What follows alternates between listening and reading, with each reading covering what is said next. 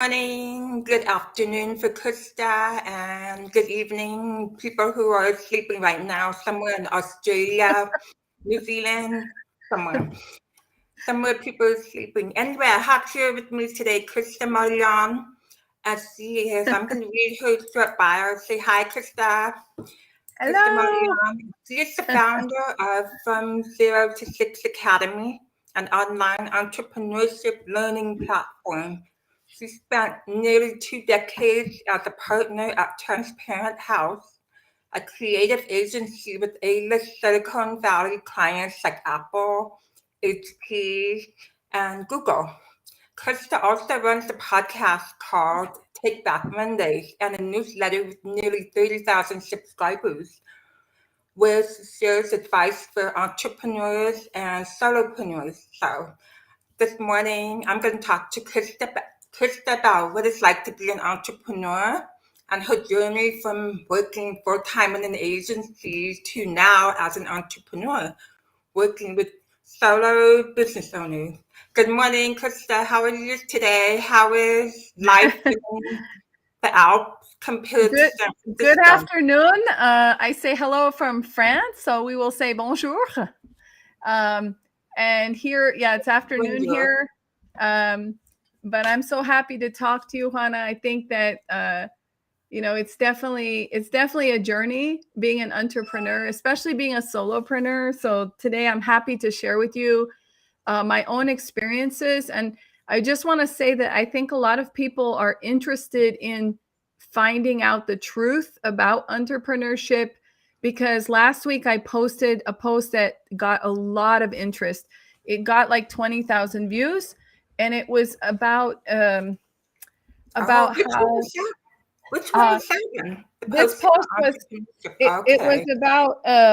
about the bad sides, like and Yes, yes, yeah. and I think that people tend to glamorize entrepreneurship of the marketing aspect. If I want to sell you a course, the best way to do that is to take video of myself with Lamborghini, with mansion, with my fancy lifestyle, and in reality, this it's just like a job. There are good sides and bad sides. So I think that people need to be more realistic about what it takes to be an entrepreneur. And if it's not even right for you, I mean, not everyone has to become an entrepreneur. One of my missions is to make entrepreneurship accessible to everybody. But let me be really clear about that. You can make money online without being an entrepreneur. You don't have to put a label on yourself. You can be a stay-at-home mom, a caregiver, um, an employee, whatever you want, but we can help you create income online. We call that revenue stream. So, and if this, Juana, that one of the things I talk about all the time is multiple revenue streams. I think it's a really risky idea to have a job. So if you ask me who's being responsible and who's being irresponsible, or who is being borderline responsible, I would say the person who has only one income. So if you ask me who's responsible, it's the person who doesn't care about the recession that much because they have so many streams of income, and this is how you should be thinking about money. You should be thinking, okay, if one of my income sources dries up, I'm okay.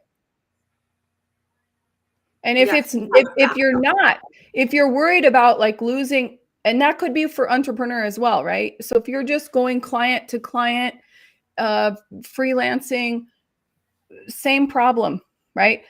Or if you have a full-time job, never make the mistake of thinking that that's a stable thing, because there is no such thing as we're a big family here. That's all BS. That's false. It's a business transaction, even if I like you. If tomorrow our biggest client leaves, we're going to have to lay you off. And even if I cry, if I go on social media and my video goes viral, I'm crying, oh, I'm so sad to lay you off. But it doesn't change the fact that you're getting laid off. And so we have to be really honest with people. Yeah. And that's one of my missions as well on social media, is to be radically honest. And being radically honest means that some people won't like my content because they will consider it negative, and they will say, oh, we have to be positive, rainbows and unicorns.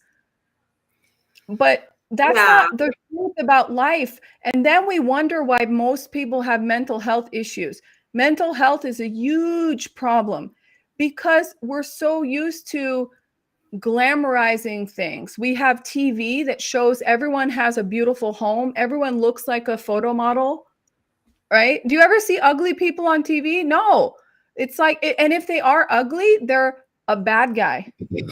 And that's wrong, because physical beauty is very subjective, but on TV, it's not. On TV, everyone looks a certain way, right? And so it's the same with business. It's the same with everything. So as an entrepreneur, I want you to know that you should take charge of your finances. You should have multiple revenue streams just so that you're okay, just so that you don't have to worry, just so you don't get desperate. Your mental health doesn't suffer because of your financial situation. But most importantly, today, I just want people to know that it is not glamorous. There is no one ideal thing. There's only, you create what's good for you, and everything else you have to kind of, you have to know that people are lying. People are hiding some of the facts, because we all want to put out our best image online. We all polish and we show the good part. Oh, I made a launch. It was $80,000, right? But do you know how many years it took me to get to that launch? Do you know how much I paid? What were my costs? Maybe I had to hire web developer, copywriter, email writer, marketing, Facebook ads. In the end, that 60,000 doesn't look very good anymore. But online, I don't tell you any of that. I just say, look, I made $60,000 in 1 week, because it's a clickbait. It's a clickbait. When in reality, entrepreneurship is like anything. It's hard. Yeah. It's hard. And that's the post that I wrote about last week. I gave some examples of things that I have to deal with in my businesses. I've been an entrepreneur a long time. So I like to say I'm permanently unemployed, because, I haven't had an employer for so many years. But I'm also not born rich, and I also don't rely on anyone else. I'm currently divorced, so I don't have any alimony, or I don't get any kind of funds for any reason from anybody. So everything that I do is on my own, and that's also another thing we should talk about is online. There's a lot of problems with grow your follower, get more followers, grow my LinkedIn. And it's all because I know people who literally have 1 million followers who are broke, because it has no correlation. The only correlation is the outside perspective that you look successful. You must be successful because you have 100,000, 500,000, 1 million followers. But in reality, a lot of these people don't even monetize. They bought their following, they used pods, they use automation tools. They've been doing LinkedIn for 12 years or YouTube for 12 years. So they have a huge following, but they don't know how to make money, right? So this is also a fake part. Yeah, and no, many of those followers are probably not your ideal clients anyway. They're people like talking to, chatting with. So it all depends on how are you connecting with those followers. Are you just accepting all connection requests, or because there's just a number of different things. But you bring up an interesting point. I like that you're so honest about being an entrepreneur, because we don't see enough of the behind the scenes, the good and the bad part of being an entrepreneur. It's important to see that because a lot of, I'm just going to say influencers, they make it look really easy. Oh, okay. If you want to make $1 million in 1 year, somebody on LinkedIn is doing the experiment. That's different. She's doing an experiment to see if she can earn $1 million in 1 year, 365 days. No, but she's not saying it's going to happen. She's experimenting. That's different. A lot of entrepreneurs, like, I'm not going to say names. They're on LinkedIn. You can find them easily. But they say if you want to earn $100,000 in 6 months or 12 months, follow these steps and you'll get there. That's it. Well, Yes and no. I think that there is truth. I don't think that, I mean, obviously there's people who are dishonest, people who don't have actual experience, who are trying to make money by teaching people things that they personally have never done. And I think that's fraudulent. I don't think that's good. I personally only talk about things that I've done. And if I talk about something that I haven't done, I will mention it and I will say, I'm not an expert in this, but I tell you who is. Ivy, shh. Ivy's too loud. She's singing. She's singing. But I think that there is truth in these things. But the problem is, can you do them? So think about it, Juana. We could go right now on Amazon and we could spend, let's say $100. We will buy 10 books. In each of these books is probably $100,000 worth of advice. If you pick the right book, I'm not joking. I'm being very honest now. I can pick the advice from coaches or entrepreneurs who are billionaires. We can find right now with you on Google, we could find 10 billionaires, including Warren Buffett, who I think is like, we could find Bill Gates, who's like one of the richest people in the world, Warren Buffett. I won't name all the names, but all the people, they have written books, right? And we could get $1 million worth of advice, to be really honest, in 10 books. But do you know how to implement this? So it's two different things. Theory and practical book knowledge is not the same as how you implement it. And a lot of it is even beyond your control. You and I have talked about personality. And people tend to forget that person who's on TV is like a popularity magnet. Like no matter where they go, they will be popular because they have a certain personality type. They have a very likable face. They have a good speaking voice. They have a lot of self-confidence. And so if you did exactly the same thing that person did, would you have the same results? So everything you read or everyone you follow, you have to remember that. You have to think, how can I take a little bit of this, a little bit of this, a little bit of this, and create my perfect solution? Whether that's full-time employment, part-time employment, multiple revenue streams, which I hope you will choose, entrepreneurship, there's just everything under the rainbow. It is 100% individual. So you can take all this advice, but every person, if anyone tells you this is the only way or this is the best way, then you know that it's subjective, it's opinion, because this could work for me and not at all work for you.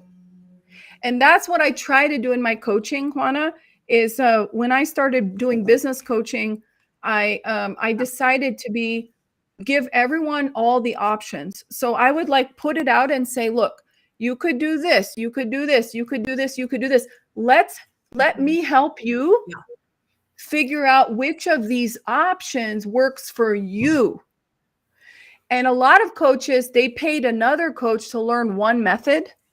So they're like this. So they're like, you have to do a Facebook Live every day. Then you have to create a free Facebook group.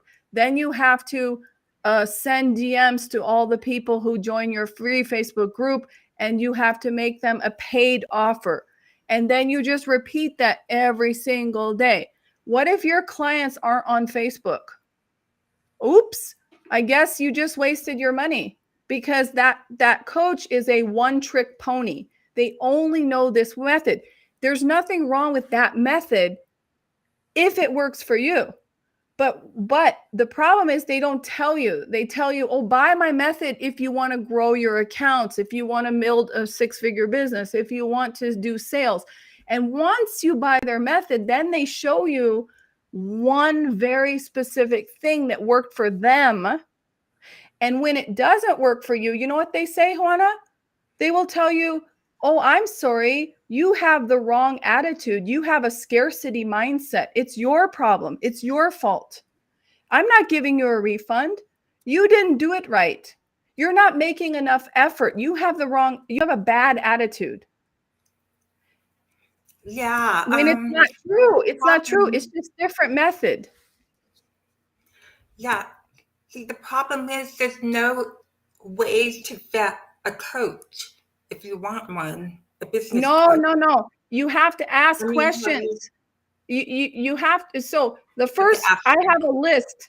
I've written if anyone is watching on LinkedIn, if you go to my profile, Krista Mollion, you can find in my featured section, my LinkedIn newsletter, which is called Take Back Monday.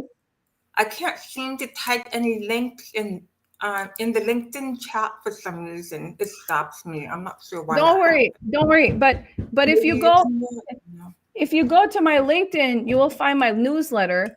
And in my newsletter, I've published almost 100 articles. I've published actually 150 some articles, but in the overall the articles, but the newsletter itself, I've only had for a shorter time. So I've got 99 articles. Okay. And in the newsletter, I have one of my articles is called How to Get Your Money's Worth out of Coaching. Mm-hmm. And I tell you how to research a coach, how to find the right coach, and how to make sure. But another thing that's really important for coaching is not only the questions to interview them, like, what have you achieved? Like, why are you coaching? If you tell me, mm-hmm. I'm going to teach you how to set up a store on Etsy, for example, like e-commerce, I want to see your store. Why are you an expert? And if you say, no, I don't have my own store, but I've helped hundreds of clients, show me those clients, show me the case studies, then I will be okay as well. So either you have personal experience or you have a case study portfolio, you can show me your client's experience, then I will believe you. But if you tell me, oh, I don't have either of those, don't hire that person, right? I mean, that's just a fake coach then. That's not a real coach. And the second thing is, once you hire the person, one thing I do is I do a trial period. So I always require a trial period with anybody because I want to make sure that we work well together. Because you can be an amazing person, but what if our personalities are too different and we miscommunicate? You don't feel like you're getting what you wanted out of coaching. Maybe your expectations, you're just not so happy. Does that make me a bad coach? No. Oh, there's my kitty. Cat. Come here. Yeah. You say hi? My Halloween kitty. Two cats. I've but you see, it's important to offer a trial period. If anyone tells you, I want you to sign on a 12-year contract right now, and I just met you, this is why I don't understand how people actually get jobs. Because if you go to an interview, I don't know you. Maybe you're a psychopath. Maybe you're like the worst employee ever, but I'm offering you employment. No, I mean, that's a rare case, but you know what I mean? I don't understand how come in traditional jobs, they don't offer a trial period where they say, let's work together. For me, it's 30 days. So, well, we have something called a probation period. When you get a new job, they put you on probation for 3 months. If it works out, then they keep you. But you can Okay. get fired or anything within those 3 months. First 3 months that you're working, so it's like it's a probation period. It's the Well, same. being fired feels bad. But I don't think that's not the same because it's negative, right? I don't think that when you have a trial period, it's two-way. It doesn't mean well, so we, you were a bad employee. It's like both ways. It's like I don't like working here. yeah. It's like I'm not happy here. So I think it's important to have a trial period. It's kind of like dating. Why would you marry a stranger? Now I know in certain cultures this happens, but People I think do. People have arranged marriages in other cultures. but even Yeah. the arranged marriages, they do a background check. They talk to the families. Trust me, even the arranged marriages, it's not like, oh, I picked a stranger off the street, come and marry my daughter. Never, right? It's always very much like trust. So I think that trust you can only develop over time. So I think you should do a trial period with people and understand, is it a good fit or not, and so that's something with my coaching that I don't just take people on without trying 30 days. So I like to work with someone 30 days and then short term to see if it's a good fit, right? Yeah, that makes sense. Yeah. Then you're not tied into a contract and you can just try it out. And then there's no hard obligation that first month. No, and there's no bad feelings. It's also it's not your fault. It's like, I think this isn't working out, and you can say why. You can say, I just feel like we have we aren't really on the same page with communication, or whatever. And this is not your fault. I do believe that in business, just like in real life, we're attracted to certain people, and other people we don't understand very well. There's not very good communication. But I think that, entrepreneurship, you have to also be really ready for the time management part as well. That's another topic, because I think like being an entrepreneur, you have to manage your schedule. And I've been doing it so long that it just comes naturally. But whenever I work with someone new who hasn't been an entrepreneur for very long, I noticed that this is a big problem. So I built a course for this. I built a time management productivity course because I was constantly like, well, wait a minute, what's going on? And what I think the biggest problem I see as a coach is shiny object syndrome. Shiny object syndrome is distractions. So we keep looking over our shoulder at other people. Oh my goodness, what is that person doing? What is the latest thing? Oh, I should do that. Someone wrote a book. Oh, I should write a book. Someone was speaking on stage at an event. Oh, I should do that.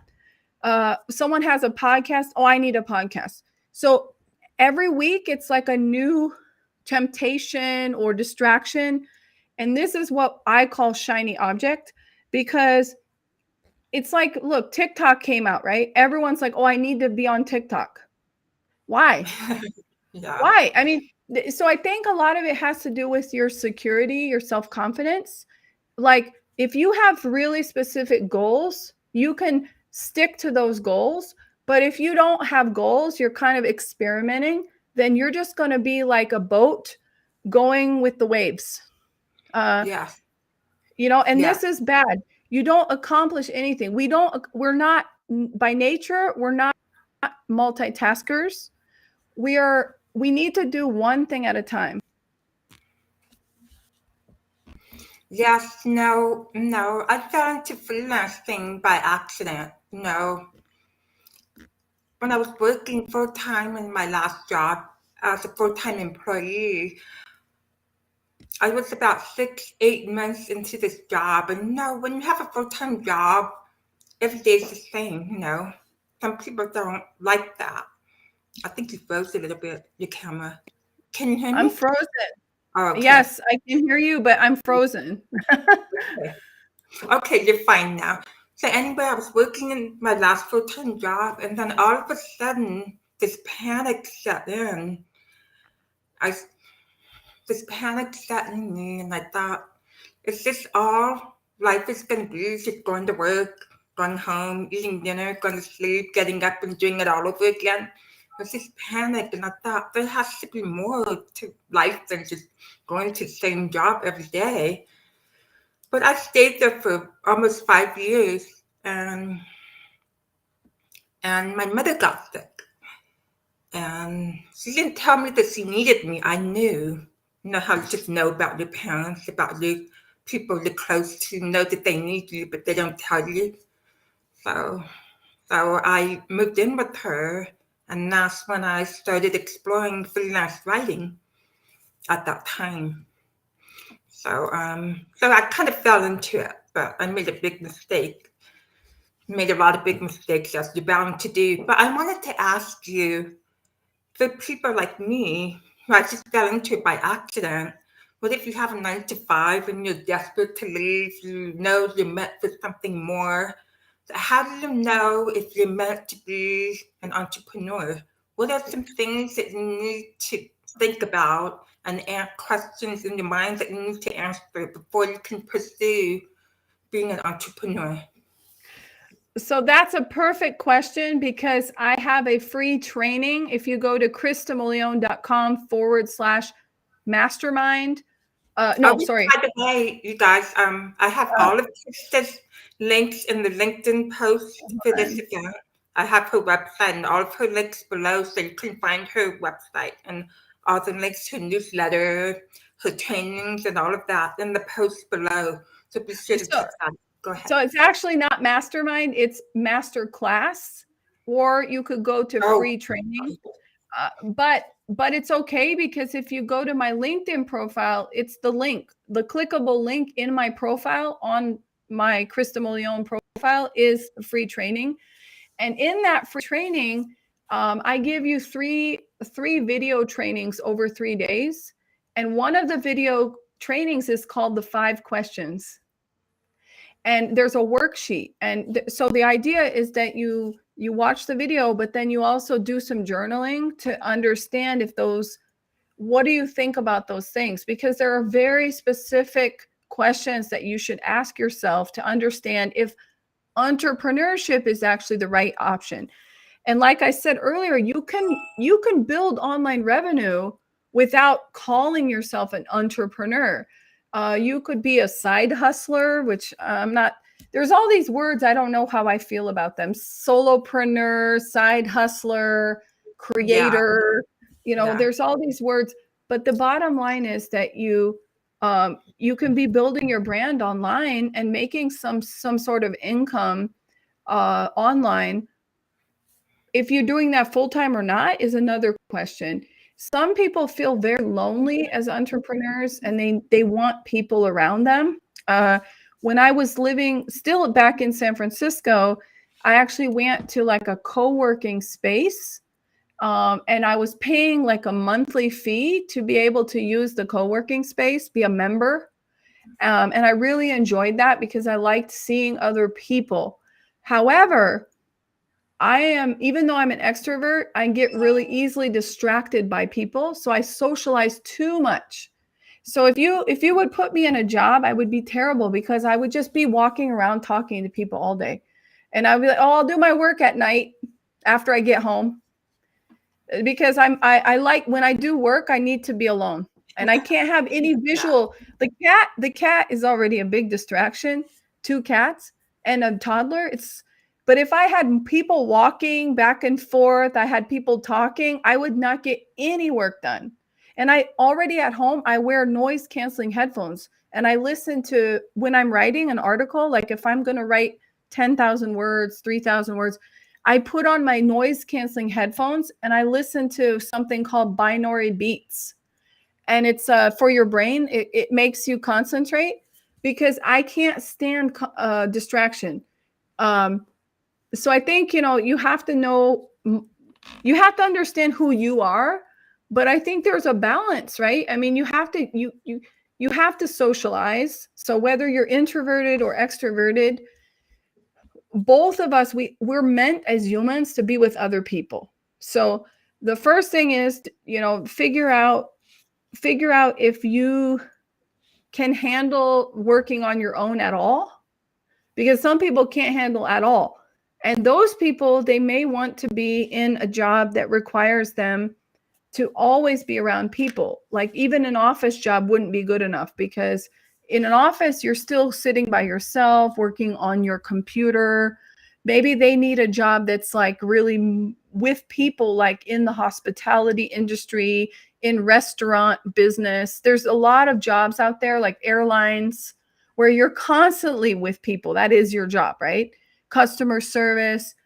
So the first thing I would recommend in general is do a personality test and figure out, who are you? Who are you? What kind of a person are you? Extroverted? Are you introverted? What type of extrovert? What type of introvert? What do you need most? What brings you joy? And I truly believe we should do this when we're kids.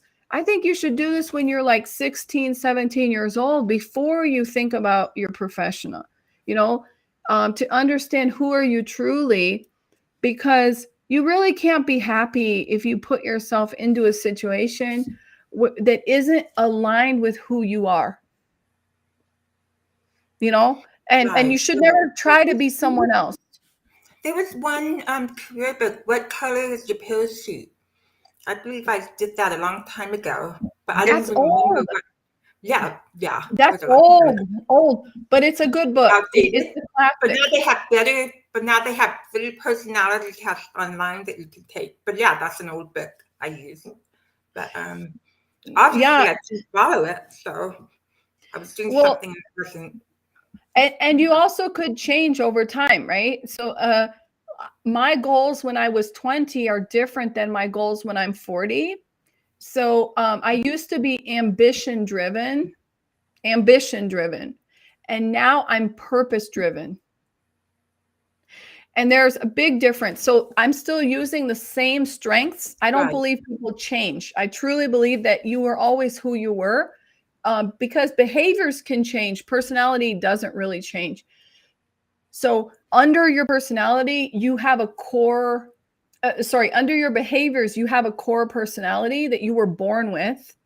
And over time, if you allow it to, it will naturally show itself. You will naturally reach for a pen or a hammer or a spoon to do cooking. You will find, what do I like more? Am I more creative? Am I more analytical?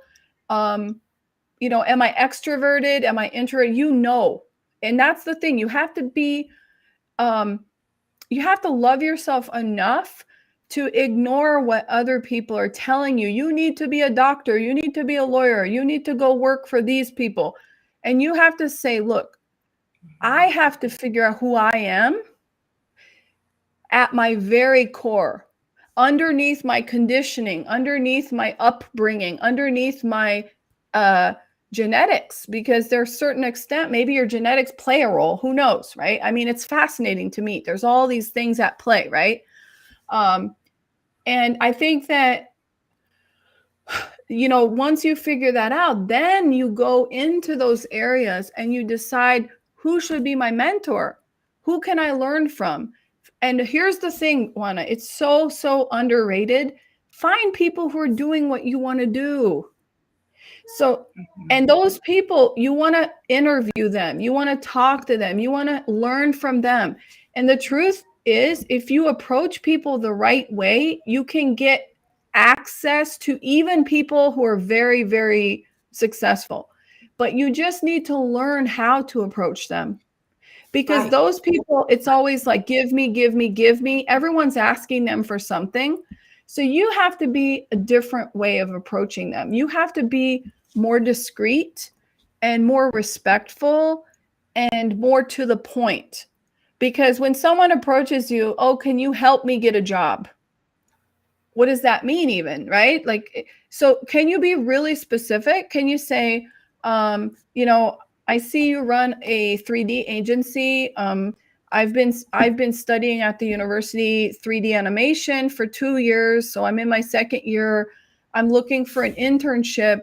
Would you kindly let me know if you're open to having interns, or if I could get on a waiting list if you don't have availability now, maybe next summer I could intern for you. Here's some links to my portfolio so you get a sense of what I can do.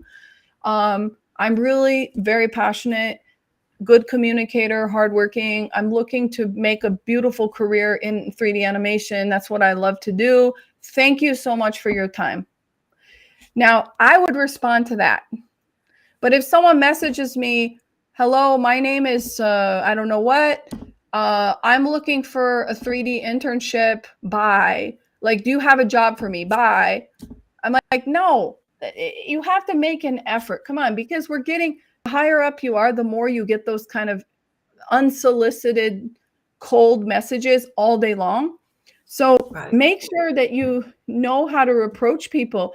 And then actually, the truth is, you may actually develop a kind of mentorship with these people. You just have to be really discreet and respectful and very precise of what you ask them.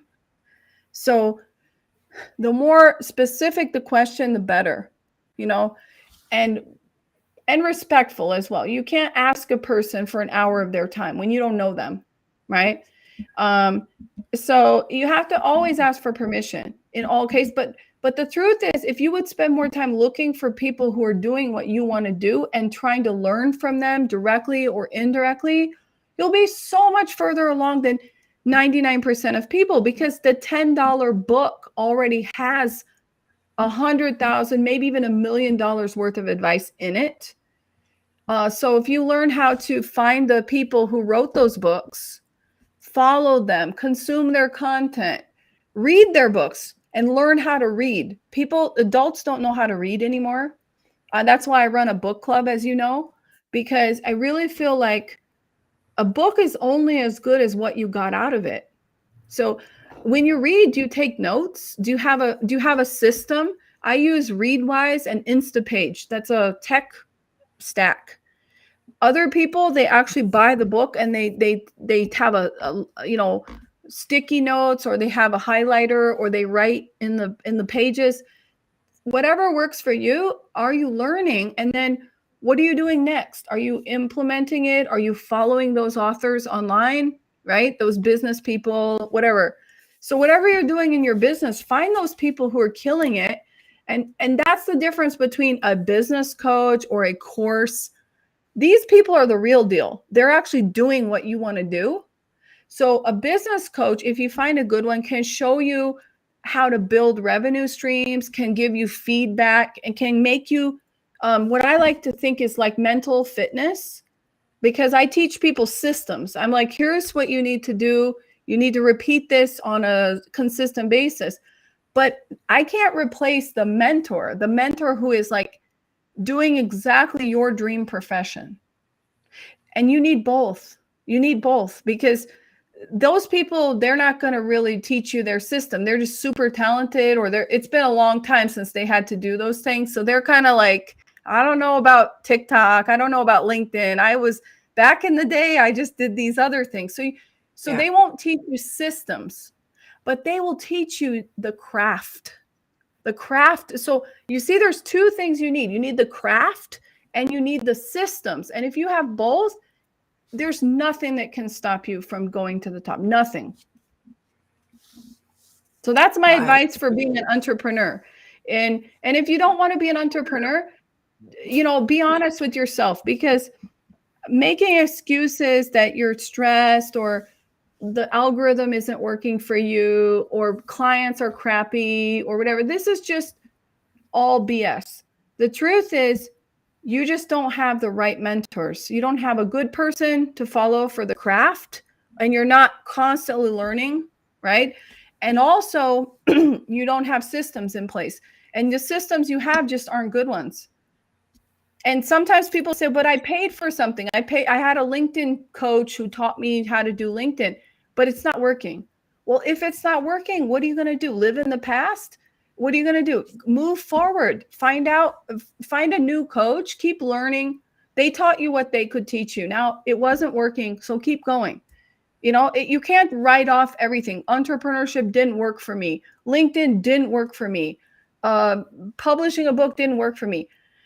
That's a cowardly way of looking at life, not just business, but at life. It's like diets. Oh, I'm trying to lose weight, but no diets work for me. This is a cowardly approach. Yeah, you have to see it as a learning lesson. Just move on, learn from it. Okay, there's a lesson in everything that doesn't work out for you. There's a lesson. Just learn from it, move on, go on to the next thing. So what do you think are some other options if someone doesn't want to be in a 9 to 5, but then they've learned entrepreneurship isn't for them? So what are other options for people like that? I Build don't want to be an entrepreneur, but I also don't want to work 9 to 5. It's all about income. So the truth is, money doesn't have a color, right? I mean, money is money. So I don't care where the money came from. Do you? As long as it's legal, okay? We're not talking about illegal things. But my point is, as long as it's legal, you don't care where the money came from. You open your banking and you see, I got an invoice, I got a transfer, I got the money, I'm getting money, I can pay my bills, right? Do you really, really care where it came from? The only thing that you matter is, are you doing something that you enjoy? Because life is too short to do things that don't give you joy. And I'm going to repeat that. Some people will say you should differentiate your private life from your job. How can you do that? How can you do that when you spend the majority of your waking hours earning money? So what our goal is to invest every dollar we make. So if you make $2, you should invest $1. So my advice to people listening would be, learn to give up this superficialness of life, because the truth is, I've been very wealthy in my life and I've been very poor. All right. And I have learned something. And what I've learned is that I was the same person. So I didn't feel like my worth was different when I was poor or when I was rich or when I was richer. The only thing that changed was my ego. So my ego, people treated me better when I had more money than when I had less money. And so, what I realized was it didn't really matter. So why don't I just live without caring anymore? So why do you need a new car all the time? Why do you need to prove to anybody you have all these fancy things? I think you can look nice and dress nice without buying, the fanciest clothes in the world. You can, I think that people overspend money to impress people, and it's completely unnecessary. So what I would encourage you to do is rethink what you really need. I just put out a post about this where I said, maybe $300,000 a year, that's a lot of money. And we're always thinking we have to be a millionaire. But for some people, and especially married people who have another income from their spouse, $300,000, you could be considered rich in most places of the world. Okay. But so maybe we have to stop thinking about more and think, how can I make enough money per month? Like, what is that number for me? And you don't have to measure your worth. Don't compare yourself to someone else who's making $1 million, because you don't need to sell your soul for it. That's what I want you to know, because I've made a lot of money. And when I made a lot of money, some of the times I was really unhappy. And I remember looking at people who were just really simple people, but they seemed so much more happier than me. And I was thinking, wow, they can somehow make do. They're able to pay their bills, but they don't care. They're okay. And that's what made me understand that money is only valuable if, to a certain extent, right? So even if you make more money, put it away. Just keep your living expenses and hide all the extra money. So the money you make, you want to put it into a tax account. You want to put it into an investment account. So, and you can set up auto transfers that puts the money, that pays yourself a salary, so that every month, just like if you were employed, you get like a certain salary, and everything else that you keep earning goes away. So on a day-by-day basis, you're just like, I'm okay. I'm living, as much as I need. I'm good.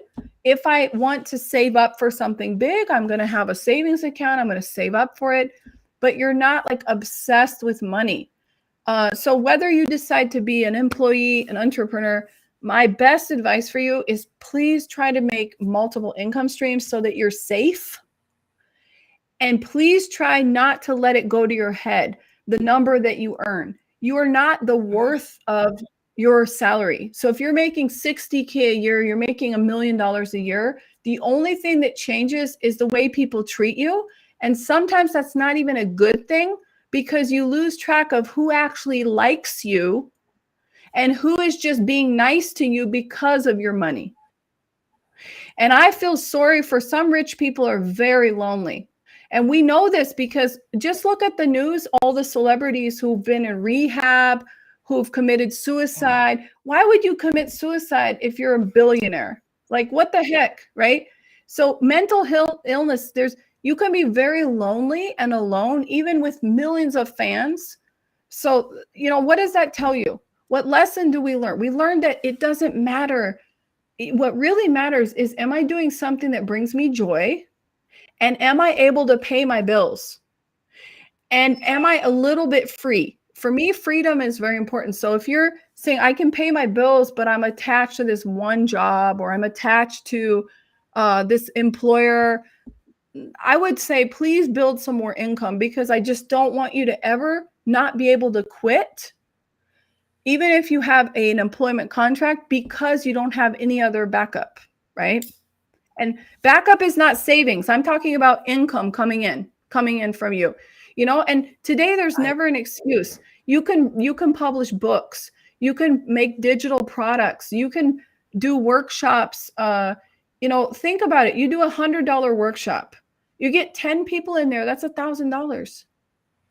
And how much, when we're talking about having 70,000 followers, 100,000 followers, you only need 10 people from those followers to make $1,000 in 1 hour. We're talking about a 1 hour workshop, a 60-minute workshop, a 90-minute workshop. Okay, maybe. So think about what is that? For some people, that 1 hour could pay their whole month of their expenses. They'd be like, you know what, $1,000, that's maybe another 1 hour of the whole month. You made $1,000.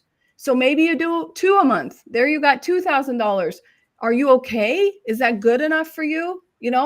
That's what I'm thinking is we get too kind of, black or white between entrepreneurship and employment when really it's all just about building up a good life, right? Yeah.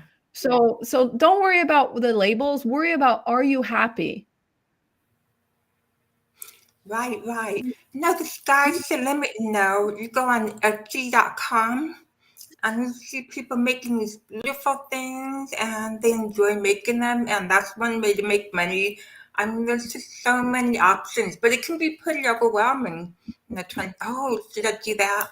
Because I've been thinking about a couple of years since the pandemic, making tea towels with designs on them on the side.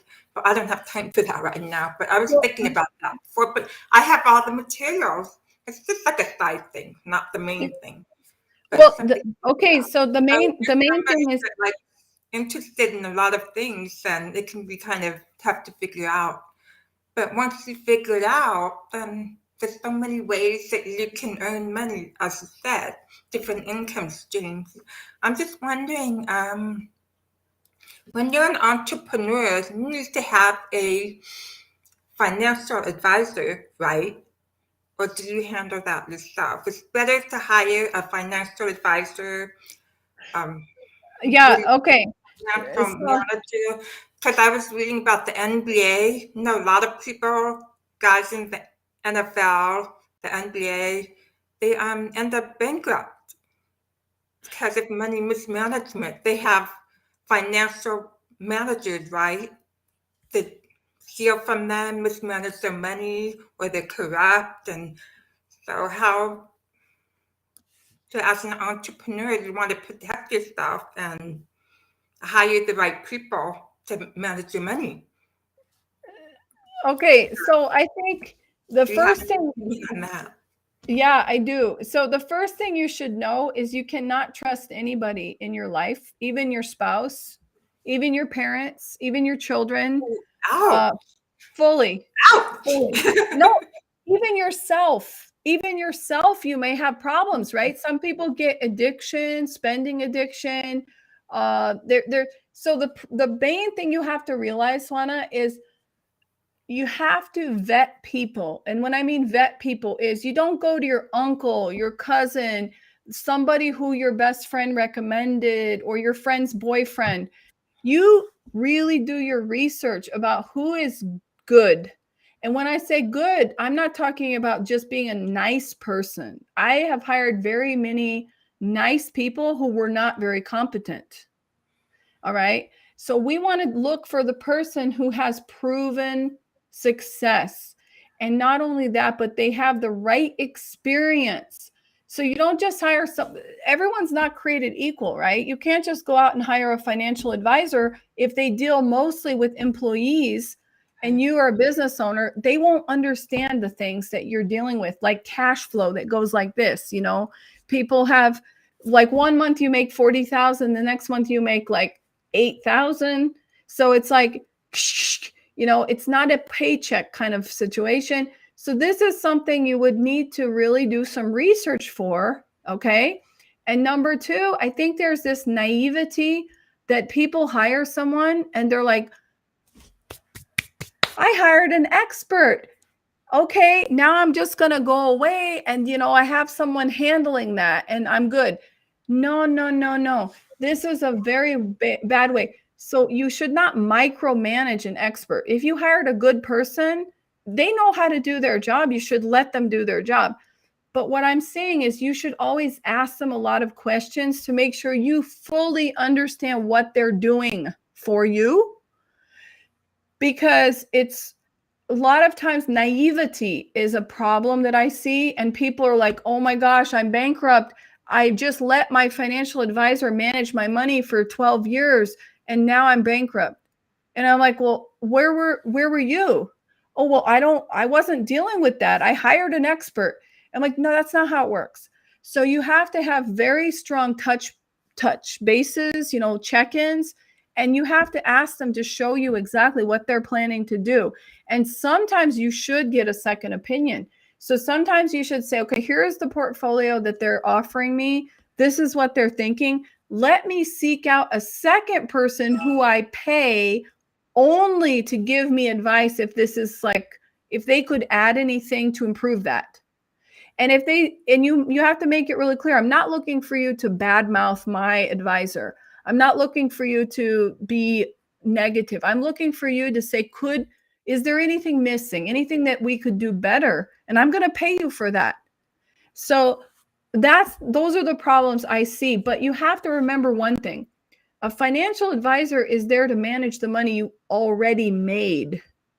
So if you're a poor person, you're not going to get rich by going to a financial advisor.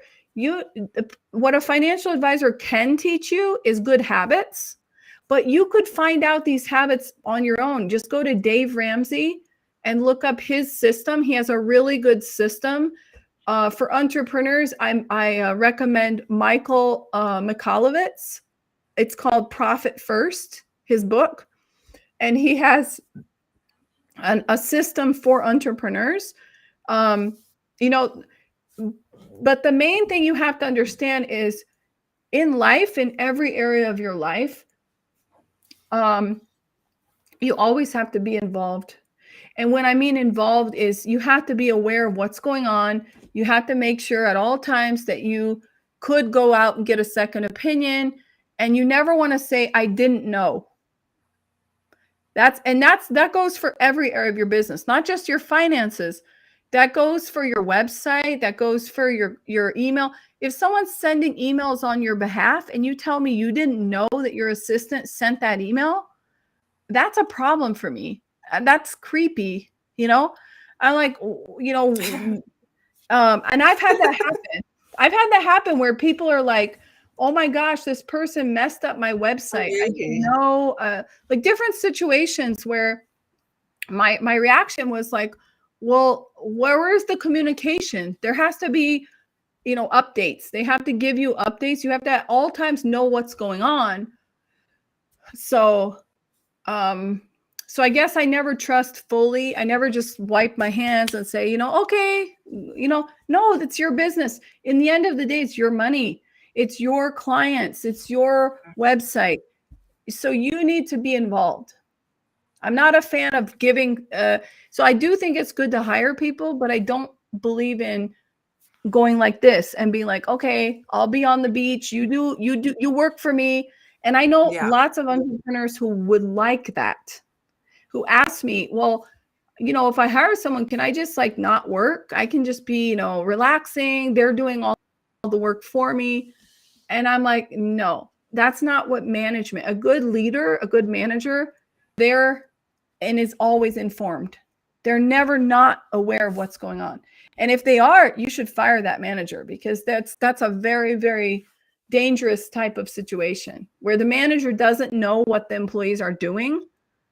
Like, or when I say employees, I'm talking about also financial advisors, graphic designers, web developers, video people, anyone who you hire and you're paying them to do something, you should know what they're doing. Right. So going back to entrepreneurship, we're learning so much from you, Krista. I mean, I really appreciate you being here. DJ says, Krista's so wow. That's for real. We got to keep it real, right? That's right. Thank you for being here, DJ. This conversation, really important conversation that we should be having more. Krista, one last question. We're coming up to an hour now, so I have one last question for you.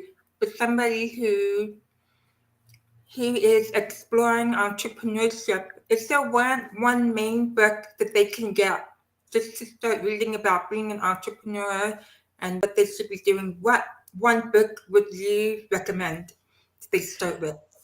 Give me a few months and I will write that book. I will publish that book, okay? Seriously, I'm working on a book. I'm working on a book. And I'm working on a book exactly. Yeah. I'm working. Oh, good. Yeah. I've been telling you to write a book. But I would recommend the book of one of my main coaches. So my coach is called Graham Cochran, and he published a book in the springtime. Okay. And I'm going to tell you, it's called Get Paid for What You Know. For What You Know. Let me see if that's How to Get Paid for What You Know. Turning your knowledge, passion, and experience into an online income stream in your spare time. Online. Oh. He's good. Okay, he's good. Cool. And so I highly recommend that book to you. I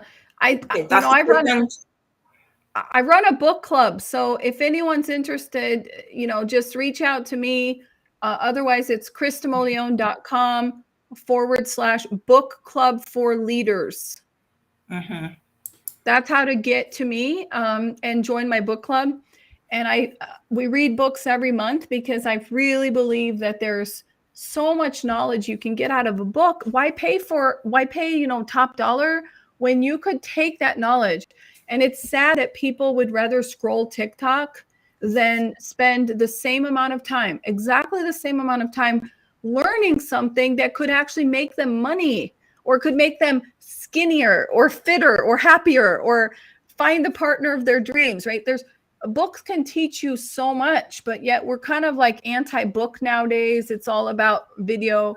I love video, but I also love books. And I'm trying to keep that going with my reading club. Right. No, but we have Kindle. See, I use the Kindle on my phone, and I also have paper books too. Paperbacks and the Kindle on my phone. But you can listen to the audiobook and when you're running. So Instapage and Readwise integrate with Kindle. Oh, right. And what it does is it lets you highlight the things that you want to remember. and it will save it into a separate document so that you can say like, Oh, this is my okay. book summary. So I like to tell people, imagine that you're writing a report about that book, or you would have to do a summary. Like, let's say I said, hey, you're going to have to do a video summary about the book. Just like in university, you're going to have to tell someone else about this book. What would be the main takeaways? And this is also good as a content creator because you can save quotes and you can say these quotes really are amazing. And I use those quotes mostly on my Twitter account. People love those quotes. So I'm always saving quotes from my books so that I can share on Twitter. But you could also use them for some of my best performing posts on LinkedIn have been books related, where I shared like, these are the takeaways I got from a book. And I didn't even do an official review. I just happened to say, this book is amazing. Here's some of the things I learned. And I got like 50,000 views, 60,000 views. Yeah. Yeah, I have to So, check those out. There's so many ways that you can highlight if you don't want to mess up your paperback book. 'Cause I don't really like to. I dog ear my books, but I don't like to highlight them because I well, like to keep them what intact. happened to me was that I had to move 2 times in a short period of time. So the first time I got a divorce, and then I had to move all my books out of the house. Then I rented a house. Then I decided to do 1 year of being a digital nomad. So I put all my books into a storage unit, and I have to pay every month, like rent, And Yeah. when I did that, I realized I needed to get rid of some of my books. And it was very hard for me because I love books. But the truth is, I had like Yeah. 12 tons of books. So if you imagine a moving van, and we're talking like really big piles of books. So at the end, it was like, Krista, seriously, like, are you going to pay storage every month for these books that you read once? And so I really like had to go through them and say, okay, these books were nice, but I'm probably not going to use them that much. So I made a huge donation to the local library. And that made me realize that from now on, I should stick to Kindle or audio version. And I only buy the paperback version if it's really convenient. Like I'm in a store and I'm like, oh, look, that book, I really want that book. Let me buy the paperback. Or if I'm know that this is one of the books I really want to reread multiple times, then I'll buy the paperback. Yeah, it's really hard. I've had to do that through the years, when I just have too many books and say, okay, am I going to read this again? Probably not. So I was having to make those choices, very hard choices when it comes to books for me. I'm sure for you. But that Well, library got all of the good books. So I I'm super I grateful for that. also want to say, if you're, in America, you have access to the public library. Every big city has a Right. public library. And there's a website called libby.com, LIBBY.com. That's the one I use. Yeah, I Yay. love it. And this is Libby.com. great. This is great because you can go to your library, get a book card, a library card, and then go home. And then on libby.com, you can use library books with your library card. So you first have to go one time and get the library card, which everybody can do. But afterwards, you can use all these books online.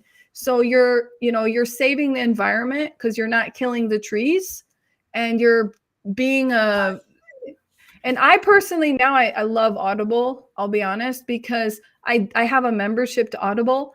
And the reason is because of my health. So I try to walk 10,000 steps per day, especially as an entrepreneur when I'm not commuting. I'm not going downtown to work. So I'm sitting way too much. And so the 3 things have helped me is like having some sport activity, either swimming, yoga, or jogging. Walking 10,000 steps per day, and then having a stretching home routine where I try to do some exercise like 20 minutes a day. So when I'm walking, I can listen to the book, and then I feel good because I'm like, oh, I'm getting my exercise, but I'm listening as well. So that's one option for some people, but there's no excuse. You got to read more, right? I mean, it's funny that I say that for entrepreneurship, but I think that's for everybody. I think we all, we all should be learning, and not only learning, but also just what interests you. Yeah. What and even creative, even fiction is really good because fiction can make you inspire Yeah. your creativity, Yeah. um, and storytelling. So the main skill that's called an intertransferable skill is communication. So communication is the one skill that you can take and apply to any job, any area of life, right? Personal and professional. And how do you get good communication skills? You get communication skills by looking how other people communicate well. And who communicates well? Writers. So read. If you read a lot, you're going to learn more vocabulary. You're going to learn how to say things better, and you're going to stimulate your storytelling.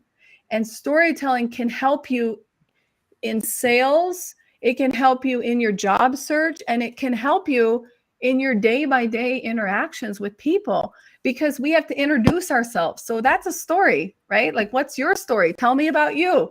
And you're like, I don't know what to say. Oh my goodness. Well, read books because you'll learn how to do better storytelling, right? Yeah. Yeah, that makes sense. But I still, even though I have it in my head, sometimes I still stumble on what I'm going to say my story is. Like, okay, it's like a stutter in my mind, but it's something you have to repeat a lot in your mind. So, Well, anyway, podcasting is good too. it's, Podcasting helps. go ride a bike up the mountains. Is that something? Is that something you do? No, it's so hard. Chris is trained. For me, I like And do I like biking, but the mountain biking is hard. So I like more road biking. So yeah, I can go like 20 miles easily, but I like when it's more flat. Mountain biking is what he likes is you get all muddy, you're all constantly like bouncing up and down, and you fall down often. And yeah, especially here, it's very hard because it's all mountain, right? So uh but yeah. I That's agree with really Chris. tough. I Yeah, agree with Chris that it's actually really important for your brain, for your creativity, for your mental health. When people say, sports are optional, I think it's not, because I think our body was designed to be used. So I think, if you have pets, you see how they want to go out. So unless you have a really lazy cat, right? Otherwise, all animals naturally, they want to be outside. Kids, they want to play. So adults, we need that as well. We need to go outside. It's for our mental health as much as for our body. yeah, yeah. That's true. There's so much involved in being an entrepreneur. You have to think of the mental health, the physical health, everything, the whole body, everything you have to think about when you want to be an entrepreneur to be in top shape We didn't mentally and physically. we didn't talk about getting a mastermind. So I truly am a fan of masterminds. So I think that you should seek out different communities where you can socialize with people who share some common interest of you, and Mhm. you should join a mastermind. So they're different, right? A community is more like socializing, and a mastermind is more about accountability and learning based on goals. Mhm. And so a lot of people know about communities, but very few people are in a mastermind, which I don't understand because they're so powerful. So Napoleon Hill was the very first person who I read his book. Exactly, it was a book about masterminding, and then I started seeking out to be in a mastermind. And it's very powerful. So I think, when people say entrepreneurship is lonely, it's true, but you make the decision. You make the decision to seek out community, go to meetups. You can actually go, even if you live in a remoter place, you can make a point, once a month to go to a big city and go to a mastermind and maybe combine it with spending the weekend there and be like, I'm going to do some shopping. I'm going to go visit the sites. I'm going to meet up with some friends who I don't see very often and go to the city, right? So I think it's important. It's important for you, for your growth, to network, to be in masterminds, to be in communities. There's a lot of things to consider about being an entrepreneur. Yeah, I think I'm going to have you on again to talk about other aspects of entrepreneurship because I have to let you go now. I have a call coming up.